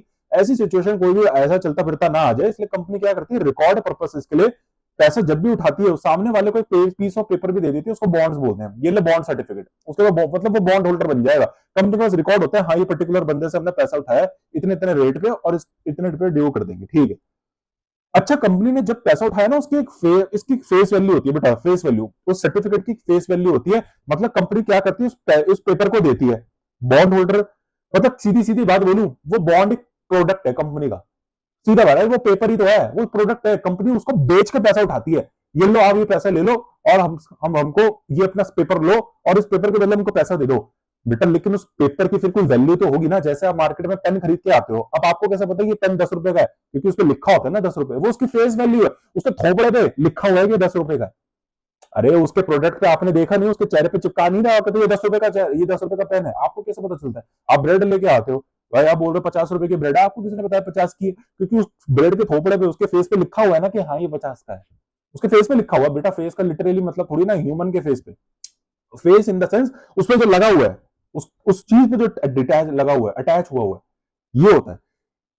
तो ऐसे ही बेटा जब आप शेयर सर्टिफिकेट खरीद के आते हो, बॉन्ड सर्टिफिकेट खरीद के आते हो, उस सर्टिफिकेट के ऊपर उसका प्राइस लिखा होता है, कंपनी क्या करती है, वो बॉन्ड सर्टिफिकेट आपके पास लेके आती है। अब आपको कैसे पता मैं इस सर्टिफिकेट के बदले कितना पैसा दूं, आपको कैसे पता, आप कंपनी, मैं कंपनी हूं, मैं आपके पास बोला ये लो एक पीस ऑफ पेपर है, इसके बदले मुझे 10 रुपए दे दो, आप बोलोगे भाई हम कैसे माने कि इस पे 10 रुपए दे। अबे मैंने कहा मुझे इससे क्या पूछ रहा है, इसके थोपड़े पे लिखा है, फेस पे लिखा हुआ है, देख पढ़ ले, तो आपने देखा है सर्टिफिकेट पे लिखा तो है 10 रुपए का, हाँ तो इसकी वैल्यू 10 की है, इसकी 10 की वैल्यू बेटे, तो ये है फेस वैल्यू। तो कंपनी जब भी बॉन्ड इशू करती है तो बेटा हर एक बॉन्ड की फेस वैल्यू होती है, तो ऐसे कंपनी कितने भी बॉन्ड करे, जैसे कंपनी ने एक बॉन्ड 10 रुपए का है, तो कंपनी ने 1000 बॉन्ड इशू कर दिए, 1000 बॉन्ड दे दिए मैंने आपको, तो आप एक एक बॉन्ड के 10 देते हो, तो 1000 के कितने को 10,000 दोगे, तो मैंने आपसे 10,000 उठा लिए, इसका मतलब ये है। ठीक है, ये बहुत ही ज्यादा बेसिक है बेटा, ये जो नॉलेज मैं आप लोगों को दे रहा हूँ, इतनी नॉलेज तो +2 वाले को भी पता है, पार, प्रीमियम, डिस्काउंट, है ना। ठीक है, ये भी हमारा सेक्शन बी का कंसेप्ट है। चलिए, इशूड एट पार, मतलब कंपनी ने जब भी बॉन्ड इशू करके पैसा उठाया था ना, तो पार पे इशू करके उठाया था, मतलब सीधी सीधी वैल्यू इसकी पार पे, मतलब जो इसकी वैल्यू उस पर लिखी होती है ना, उसी पे उठा लिए। ओके, अब यहां तक क्वेश्चन, बस क्वेश्चन यहां तक ही था। अब इसके बाद जो बातचीत लिखी हुई है ना बेटा, वो हमारे काम की है बहुत ज्यादा। देखो क्या है, each $1,000 bond is convertible into 30 common share, ये यहां पे क्या लिखा हो ये बताओ बेटा। ये जो चीज यहां पे लिखी हुई ना, ये वही बात है जो मैंने आपको अपने पास लेक्चर्स में बताई थी, स्वैप रेशियो, यही है बेटा स्वैप रेशियो। ये स्वैप रेशियो होती है, मतलब यहां पे बेटा कन्वर्टेबल बॉन्ड्स, अब यहां पे बॉन्ड्स है ना, ये कन्वर्ट हो सकते हैं। मैंने आपको बताया था ना डायलूटेड ईपीएस क्या होता है। डायलूटेड ईपीएस कुछ भी नहीं होता। डायलूटेड ईपीएस ये होता है, ये जो कन्वर्टेबल कन्वर्टेबल है, अभी तो ये डिवेंचर है, अभी तो ये बॉन्ड है, लेकिन इनका नाम से, इनके नाम के पहले प्रीफिक्स में कन्वर्टेबल लगा हुआ है, कन्वर्टेबल लगा हुआ है। मतलब अभी तो इनका जो लीगल फॉर्म है, मतलब कंपनी ने जब इशू करा था तो इनको डिबेंचर करके, बॉन्ड करके, प्रेफरेंस करके इशू करा था। मतलब अभी जो ये इनका जन्म हो गया है डिबेंचर करके या बॉन्ड करके हुआ हुआ है, अभी ऐसे ही घूम रहे हैं बॉन्ड करके, ब्याज खा रहे हैं आराम से। लेकिन इनके पास एक राइट भी है कि ये कभी भी कॉमन स्टॉक में, कॉमन इक्विटी में कन्वर्ट हो सकते हैं अगर ये चाहे तो। ठीक है, हो जाएंगे बेटा। तो डायल्यूटेड ईपीएस एक वर्स्ट केस सिनेरियो है कि अगर ये सब के सब जो अभी कन्वर्टेबल कन्वर्टेबल है, अभी ये बेटा डिवेंचर ही है, अभी ये बॉन्ड ही है, मतलब ये जितने भी बॉन्ड पेबल देख रहे हो बेटा, ये अभी बॉन्ड पेबल ही है। इनका अभी जो स्टेटस को है, मतलब इनका जो करंट स्टेटस है, अभी आप अगर इन लोगों से जाके मिलोगे तो ये बॉन्ड होल्डर ही है, आराम से अकाउंट में ब्याज खा रहे हैं, बैठ के टीवी देख रहे हैं। लेकिन अकाउंटेंट्स बेटा अभी के अभी ये अज्यूम कर लेंगे कि ये सारे के सारे कन्वर्ट हो गए हैं। आप बोलोगे हैं कन्वर्ट हो गए हैं, लेकिन ये तो सर ब्याज खा रहे हैं बैठ के, ये तो बॉन्ड होल्डर है। अरे मैं कह रहा हूं ना, ये बॉन्ड होल्डर है। मतलब हकीकत में, वास्तविकता में बेटा, अभी इन रियलिटी में बेटा ये बॉन्ड ही है। लेकिन अकाउंटेंट किताबों में ये मान लेगा कि ये कन्वर्ट हो गए हैं, मतलब इनको जो राइट दे दिया गया है, अधिकार जो दे दिया गया कॉमन इक्विटी का, इन्होंने वो यूज कर लिया, इन्होंने उसको प्रयोग में लिया है बेटा, उन्होंने यूज कर लिया उसको। ये अकाउंटेंट मान लेगा क्या। लेकिन आप बोलोगे सर क्यों मान रहा है, तो क्यों मान रहा है जब वो कन्वर्ट हो ही नहीं रहे हैं। बेटा ये एक वर्स्ट केस सिनेरियो है। एक्चुअली में जो कंपनी के रियल ईपीएस है वो बेसिक ईपीएस ही है, वो बेसिक ईपीएस ही है, वो ही करंट बेसिक ईपीएस है। लेकिन अकाउंटेंट अपने, मतलब जो कंपनी है अकाउंटेंट्स को यूज करती है, वो कंपनी अपने यूजर्स को ये बताना चाहती है, दुनिया को ये बताना चाहती है कि देखो हमारी वैसे तो ईपीएस यही है जो आप देख रहे हो, बेसिक ईपीएस जो आप निकालते हो आईओसी अपॉन बेंच को, यही है। लेकिन हम आपको एक वर्स्ट केस सिनेरियो भी देख रहे हैं कि अगर हमारी ईपीएस कम से कम, अगर आप इमेजिन करो, हमारी ईपीएस अभी इतनी है, लेकिन अगर आप कम से कम इमेजिन करना चाहते हो बिल्कुल ही नीचे, तो ज्यादा से ज्यादा इतनी होगी, उसको तो डायल्यूटेड ईपीएस बोलेंगे। अब सवाल ये आता है, लेकिन आप ये इतनी अज्यूम करवा ही क्यों रहे हो, क्यों इतनी कम जा रही है आपकी ईपीएस। कंपनी ने बोला इसलिए क्योंकि हमारे पास कुछ ऐसे लोग हैं, कुछ डायल्यूटिव एजेंट हमारे पास कंपनी में है कैपिटल स्ट्रक्चर में, जो इस ईपीएस को कम ले जा सकते हैं अगर ये कन्वर्ट हो गए तो। जैसे convertible debentures, convertible preference share, ये लोग क्या है, अभी तो बॉन्ड होल्डर है, प्रेफरेंस होल्डर है, लेकिन अगर इन्होंने एक्सरसाइज कर लिया अपना राइट कन्वर्ट होने का, तो भाई साहब ये भीड़ बढ़ा देंगे। अरे क्योंकि ये कन्वर्ट हो गए तो कॉमन स्टॉक की भीड़ बढ़ा देंगे, और कॉमन स्टॉक बढ़ गए तो आपको पता है डिनोमिनेटर बढ़ जाएगा, तो डिनोमिनेटर बढ़ेगा तो मैथमेटिक्स का गवाह है बेटा, कोएफिशिएंट डिक्रीज हो जाता है, तो हमारी ईपीएस कम होनी स्टार्ट हो जाएगी। अब आप आगे हमारे पास मत आना और ये रोना मत मचाना कि देखो देखो देखो कंपनी की ईपीएस कम हो गई, कंपनी की ईपीएस कम हो गई, हल्ला मचा दिया, आपकी तरह न्यूज फैल गई। हमने कहा भाई साहब ये उथल पुथल ना हो जाए मार्केट के अंदर। मैं आपको बहुत बड़ा लॉजिक बता रहा हूं बेटा, किसी किताब में नहीं लिखा है, ये सिर्फ आपको तभी पता चलेगा जब एक्सपीरियंस हो। क्यों करती है कंपनी डायल्यूटेड ईपीएस जैसा कंसेप्ट दुनिया में क्यों आया, ताकि बेटा इंस्टेबिलिटी ना हो जाए मार्केट के अंदर, उस कंपनी के लिए एक नेगेटिव न्यूज ना क्रिएट हो जाए, एक र्यूमर ना क्रिएट हो जाए। बेटा मार्केट के अंदर र्यूमर बहुत जल्दी फैलता है, इसका प्रूफ मैं आपको तब दूंगा जब मैं आपको मार्केट हाइपोथेसिस पढ़ाऊंगा सेक्शन बी के अंदर, सारा समझ में आ जाएगा बेटा। वीक मार्केट, स्ट्रॉन्ग मार्केट, आप आई होप आपने शायद ग्रेजुएशन में भी पढ़ा होगा, अगर आपने नहीं पढ़ा तो पढ़ा होगा वैसे तो, ठीक है। शायद बहुत सारे ग्रेजुएशन में है बेटा, कुछ कुछ बीकॉम से तो वो शायद ऑप्शनल में भी है, पता नहीं बेटा। चलिए बाकी यूएस और नॉर्थ अमेरिका में जाएंगे, वहां के ग्रेजुएशन में तो बेटा आप लोगों को एक कंसेप्ट पढ़ना ही पड़ता है। तो इसलिए डायल्यूटेड ईपीएस का कंसेप्ट लाया गया। अकाउंटेंट्स को बोला गया भाई तू पहले ही बता दे ईपीएस, ये अपने ये यूजर वालों को कि हमारी ईपीएस इतनी, अभी वैसे हमारी ईपीएस इतनी है, लेकिन वर्स्ट के सिनेरियो में, मतलब बुरा से बुरा बोलता है ना भाई, बुरा से बुरा क्या ही हो जाएगा, इतना होगा। कंपनी कह रहे बुरा से बुरा अगर तुम हमारे बारे में ईपीएस में बारे में सोचोगे, मतलब इसकी इतनी गंदी ईपीएस जा सकती है, तो भाई साहब इतनी जा सकती है, इससे ज्यादा नहीं जा सकती। और वो कैसे जाएगी, मतलब इतनी डायल्यूट कैसे हो गई, इतनी कम कैसे हो गई, क्योंकि कंपनी के पास कुछ लोग ऐसे हैं जो कम ले जाएंगे। कन्वर्टेबल बॉन्ड हो गए, कन्वर्टेबल प्रेफरेंस हो गए, स्टॉक ऑप्शन वारंट्स हो गए, ये अगर 3 मिल गए, वैसे तो इन रियलिटी और भी है, लेकिन आपके सिलेबस के हिसाब से अगर ये 3 मिल गए बेटा, ये 3 खिलाड़ी हैं, अगर ये 3 खिलाड़ी आ गए तो बेटा ईपीएस को ऐसे नहीं चले जाएंगे। लेकिन सर ये 3 अगर अभी है तो आपकी बेसिक ईपीएस अभी भी ऐसी क्यों है? आपने डायलूटेड ईपीएस क्यों अज्यूम कर रहे हो? क्योंकि बेटा ये अभी कन्वर्ट नहीं हुए हैं, ये भी कन्वर्ट नहीं हुए, ये कन्वर्टेबल बॉन्ड अभी कन्वर्टेबल बॉन्ड ही है, ये भी ब्याज खा रहा है, कन्वर्टेबल प्रेफरेंस वाला प्रेफरेंस ही है, प्रेफरेंस डिविडेंड खा रहा है। बात गड़बड़ तब होगी इन रियलिटी, ये डायल्यूटेड ईपीएस जो बस अभी हम निकाल रहे हैं, ये भी सपने हैं, हम अभी बता रहे हैं कि बेटा देखो वर्ष से बेस हमारी ईपीएस इतनी जा सकती है, लेकिन ये इन रियलिटी हो जाएगा जब ये कन्वर्ट हो जाएंगे असलियत में, अभी हो ही नहीं है। तो बेटा जो हम एक्चुअली निकाल रहे हैं ये सिर्फ सपने निकाल रहे हैं, मतलब आपको हमेशा यही मान के चलना है कि ये कन्वर्ट हो गए, तभी तो इसका नाम है if converted method. What if क्या हो अगर ये कन्वर्ट हो जाए, व्हाट इफ ये अभी कन्वर्ट हो जाए, इसलिए इसका नाम इफ कन्वर्टेड मेथड है। अब आप समझे, ये लॉजिक है बेटा। तो क्या है, सोचो दुनिया में डायल्यूटेड ईपीएस जैसे कंसेप्ट ही नहीं होता, कंपनी बेसिक ईपीएस से चला रही है, लेकिन बेटा अचानक से ये लोग कन्वर्ट हो गए, कंपनी कितनी नीचे ईपीएस चली गई, तो बेटा उथल पुथल बढ़ जाएगी मार्केट के अंदर। ये देखो कंपनी की मार्केट में ईपीएस नीचे चली गई, अरे सारा पैसा निकाल लो मार्केट में से, इस कंपनी का शेयर बेच दो, पागल हो गई, ये तो कंपनी तो नीचे जाने वाली है। लेकिन उनको पता ही नहीं ईपीएस नीचे क्यों चली गई, क्योंकि लोगों को नॉलेज ही नहीं है कि चली गई ईपीएस नीचे। तो जाके कंपनी ने अकाउंटेंट्स को बोला, भाई साहब पहले ही बता दे, पहले ही बता दे, ताकि अपना खर्चा पानी लेके चलें कि भाई साहब देखो हमारी कंपनी ज्यादा इतनी, हमारा अभी ईपीएस इतना है, लेकिन इतना नीचे जा सकता है, मतलब इतना डाइल्यूट हो सकता है।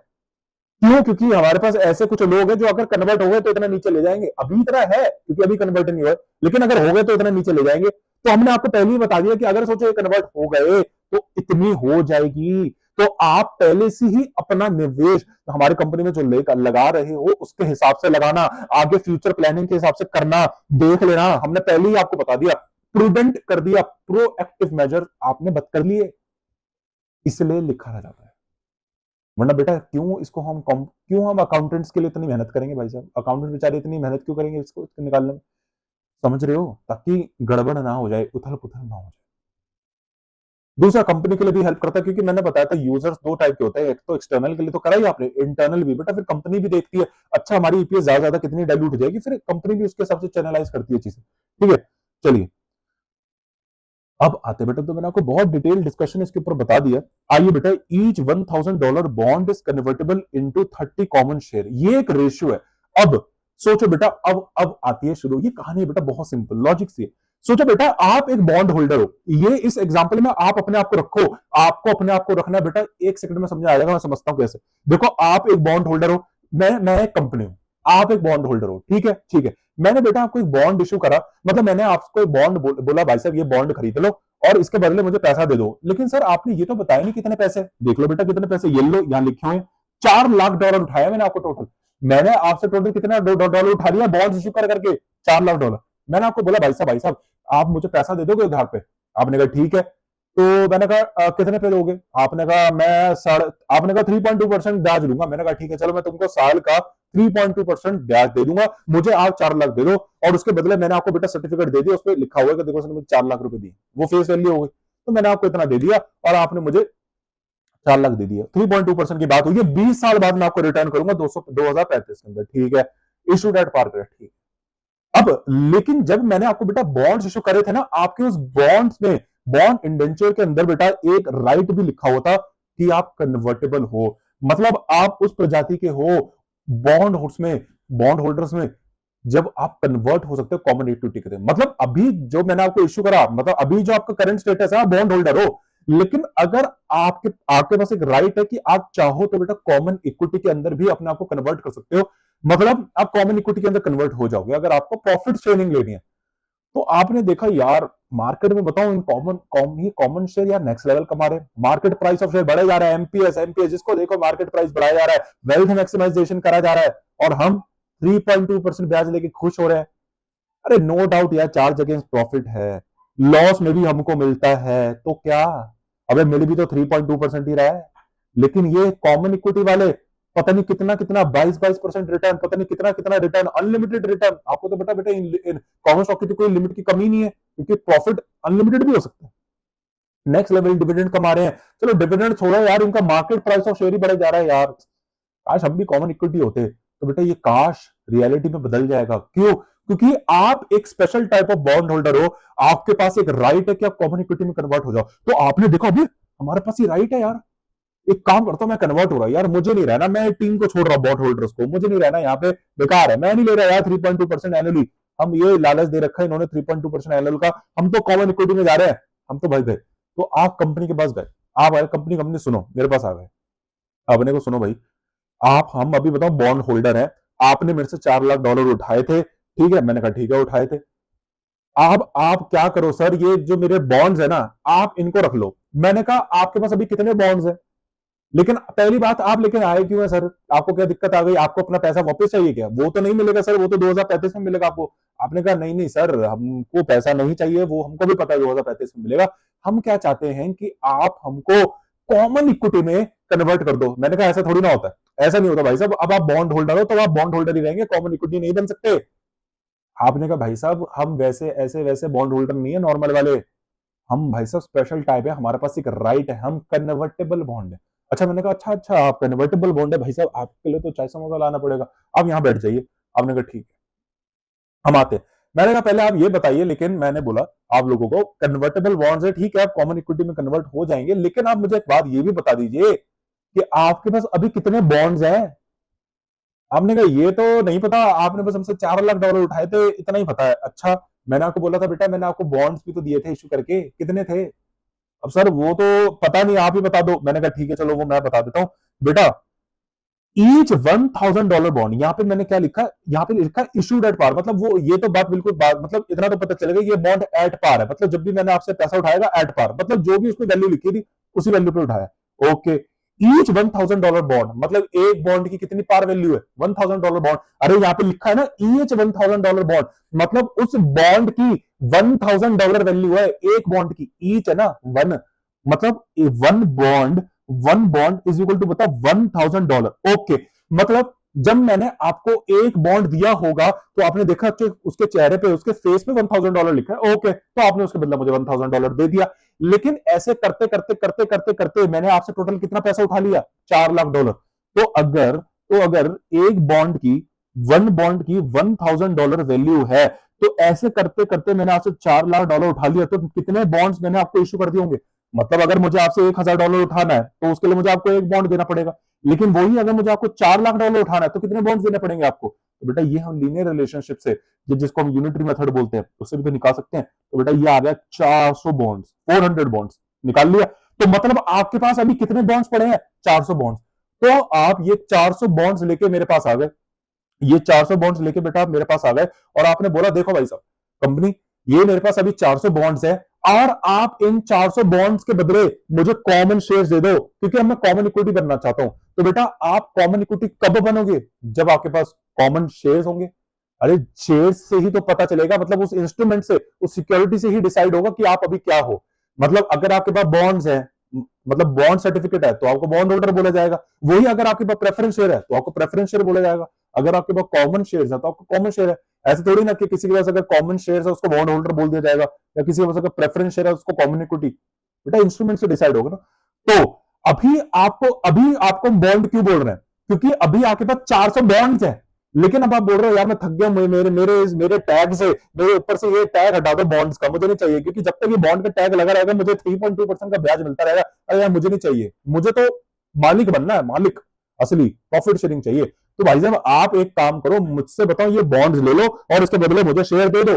तो कंपनी ने कहा ठीक है भाई साहब हम आपको दे देंगे, क्योंकि आप कन्वर्टेबल हो, दे देंगे, लेकिन बात ये भी तो है कि कितने कितने के कितने बदले, मतलब 400 बॉन्ड तो है, लेकिन 400 बॉन्ड की जगह 400 इक्विटी दे दूं?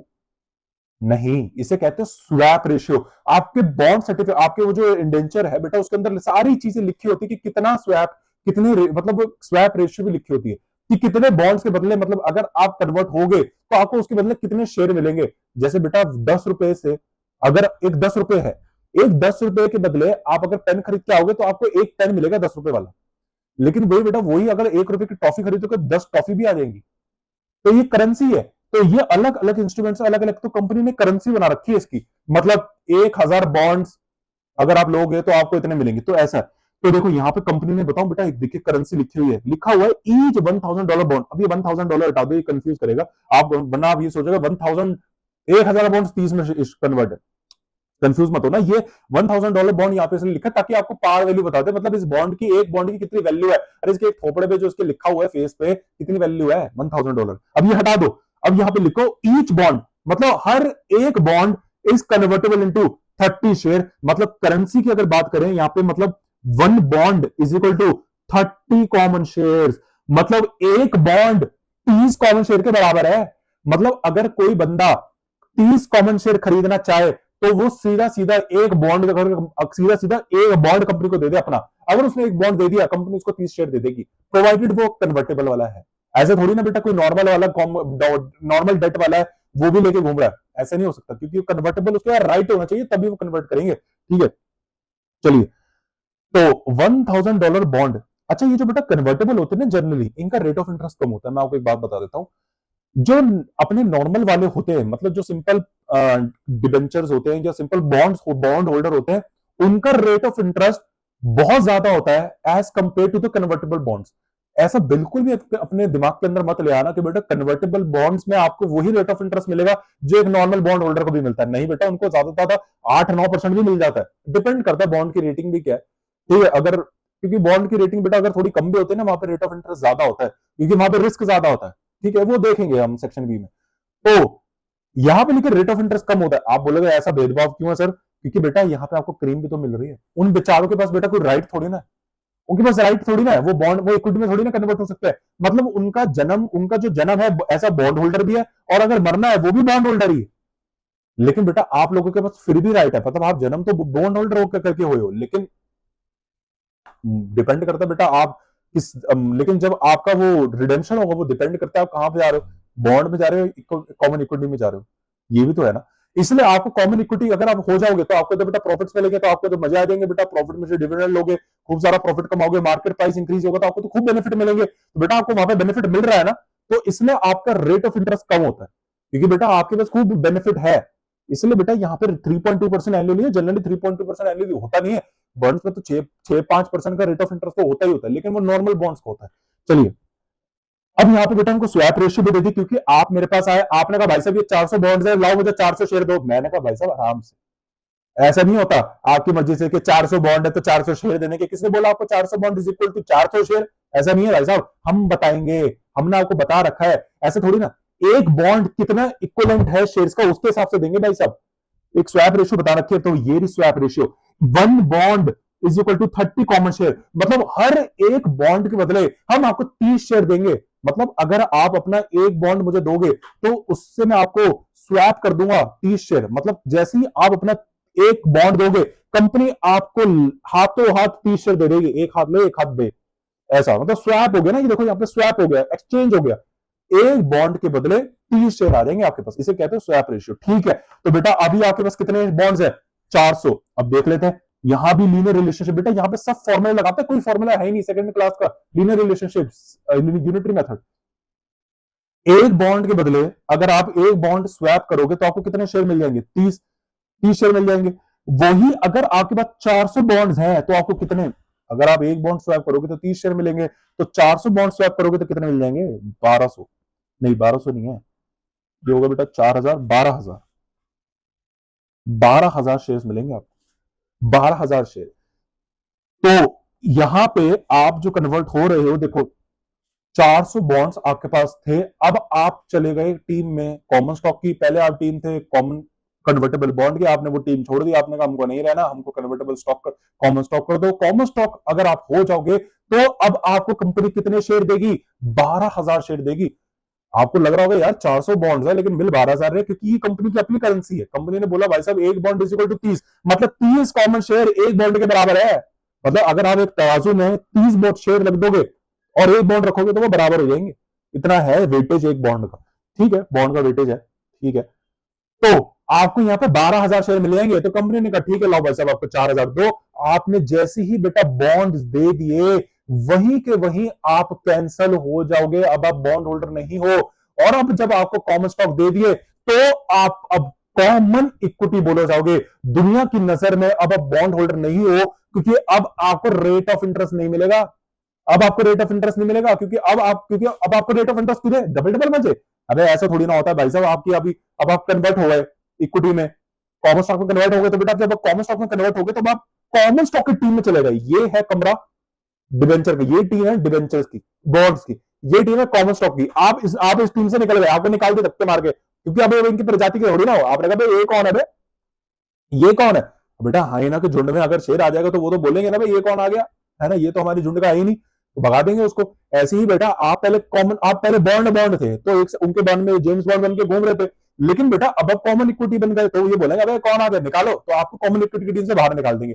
अब बेटा आपको अपनी प्रजाति वाले ढूंढने पड़ेंगे, कौन, कॉमन इक्विटी वाले। अब आप उनकी टीम में चले जाओगे। तो बेटा अगर मार्केट में जितने कॉमन इक्विटी थे ओरिजिनल, जो कंपनी ने एक्चुअली में इश्यू करे थे, सोचो 10,000 थे कॉमन स्टॉक। सोचो जो एक्चुअली में कंपनी ने, मतलब जिनको जन्म से ही कंपनी ने कॉमन स्टॉक इश्यू करा था, सोचो 10,000 थे, 12,000 आप आ गए अब और लेके, तो मार्केट में टोटल कितने कॉमन स्टॉक हो गए, 22,000। अरे 10,000 तो कंपनी ने जो ओरिजिनल कॉमन स्टॉक है, जैसे आपको कंपनी ने बॉन्ड करके इश्यू करा होगा, तो किसी को कॉमन स्टॉक करके भी तो इश्यू करा होगा। तो मार्केट में एक्चुअली में रियल मालिक कितने घूम रहे थे, 10,000, 12,000 आप आ गए लेके और मार्केट में, तो बेटा मार्केट में कितने हो गए कॉमन स्टॉक, 22,000 हो गए, 22,000 कॉमन स्टॉक हो गए मार्केट में। तो यहां पे आपने देखा नंबर ऑफ कॉमन स्टॉक बढ़ा नहीं दिए, बढ़ा दी, तो ऐसे आपकी ईपीएस डाइल्यूट हो जाएगी। बेटा ये था कंसेप्ट, तो मैंने आपको 12,000 निकाल के बता दिए। अगली क्लास में बेटा हम और इन डिटेल इसके ऊपर चर्चा करेंगे। मिलते हैं आपसे नेक्स्ट क्लास में।